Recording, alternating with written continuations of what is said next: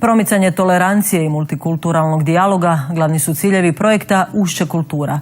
U Sportsko-rekreacijskom centru Kukavica, nedaleko od Bjelovara, okupio je 30 mladih iz 6 europskih zemalja.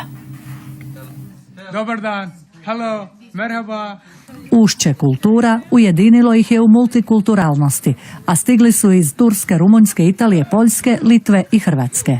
Kroz radionice koje su bazirane na metodama neformalne edukacije pokušavamo otkriti neke sličnosti i razlike među nama. Koliko se kulture spajaju, pretaču i prenose, vidjelo se i na izradi suvenira. Turci su pokazali kaligrafiju i izradu narukvica prijateljstva. Talijani prijatelje podučili izradi tradicionalnih venecijanskih maski. A zahvaljujući Rumunjima, mjesila se glina i izrađivali suveniri inspirirani tamošnjim tradicionalnim posudama. I o Hrvatskoj su štošta naučili.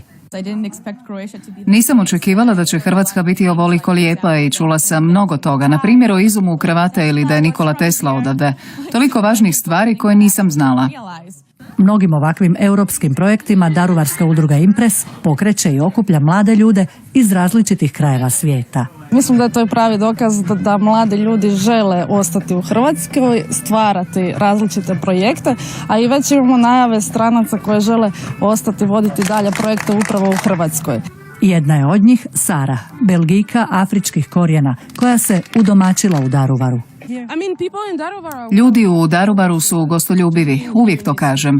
Samim time što sam u ovoj razmjeni mladih upoznajem ljude, stječem mnogo različitih iskustava, a to sam i tražila.